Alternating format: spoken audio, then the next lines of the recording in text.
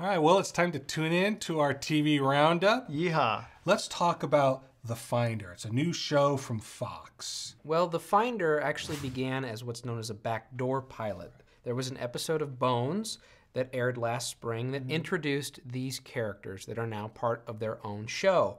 And it follows Walter Sherman, who's this Iraq war veteran who has a special ability where he's able to locate mysterious, hard-to-find objects or people, along with a couple of other members of his team. Walter Sherman has a gift. He sees the unseeable. He finds the impossible.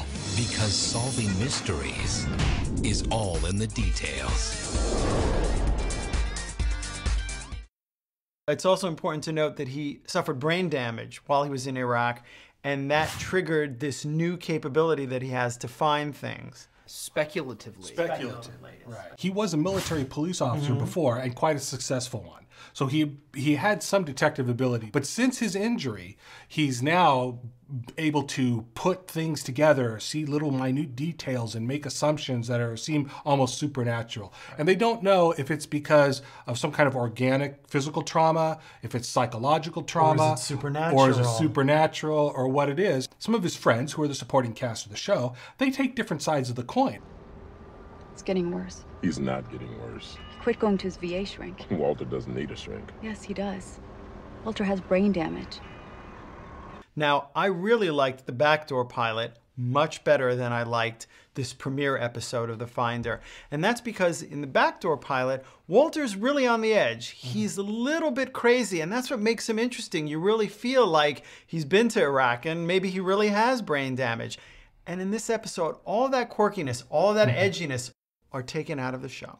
Well, I would say that they're toned down significantly. Significantly. Almost to where you can't see them. But I still think they're there. I mean, he goes into this place and is able to locate the one single guy he's trying to find by covering him in fluorescent orange paint. You don't see them enough. I think that's definitely an issue. I feel like you can feel the hands of the network executives going in and saying, Walter's a little too crazy. You have to like tone him down a little bit. And all of the spiky edges of Walter are sanded down. His trauma did two things.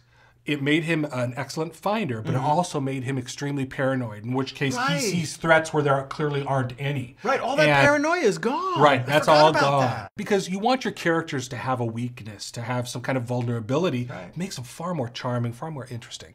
In this premiere episode is the character of Isabel, who's a U.S. Marshal, a very strong woman who runs around with a gun and is always giving orders to everybody. And they have a kind of a skeevy, scheming teenage reprobate gypsy girl. They're basically saying, we need the teenage demographic. Let's put in a teenage girl. And in this first premiere episode, she has really no reason to be there. She has nothing to do with the Finder. She has nothing to do with the show. And, you know, her social worker at one point shows up to check in on her. And I'm kind of wondering, wait, the social worker and the juvenile court put a teenager to work at a bar that makes in the perfect Florida sense. Keys? And they're not going to change the rest of the setup for the Finder, so they have to have this huge expository with the social worker that afterwards still makes no sense. 2 eggs, toast, bacon. She does that because she thinks you want to put her back in jail. She's from a family of criminals. It's the way she was raised. In the backdoor pilot episode of The Finder, we had this character played by Saffron Burrows, who was this kind of do-it-all female presence that didn't have to necessarily have the domineering presence that the U.S. Marshal has. And it really annoys me that there's a crime scene going on, and what happens is Isabel runs around with a gun in her underwear. The gun is in her underwear? No, okay, I'm sorry. She runs around in her underwear with a gun. Well, either way, it's exciting.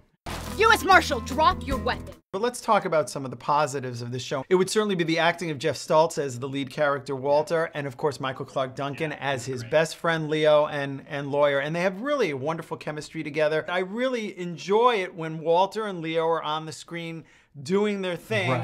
And when Willa or Isabel show up, it's just like, kill me. And it sounds like we're being very negative, but I think that the end result here is that this is really a show that works despite the best efforts of the network to ruin it. Well, why don't we just vote on it? I think it's time. All right, take your tickets. I really like the backdoor pilot. I didn't like this premiere episode of The Finder, but I have hopes based on the fine performances of Geoff Stults and Michael Clarke Duncan as Walter and Leo. I'll give it a stream it. So despite some unnecessary characters, I do think this is quite an entertaining hour of television, and I would hope that it would continue, and I see the promise of it. So I'm going to say, see it. Despite the best efforts of network executives to tone it down, there's still lots there to like, so I'd say see it. So that's 2.5 tickets, which is a see it for The Finder. Gentlemen, cheers. Cheers. We've all found our drinks, which is a good thing. We've all found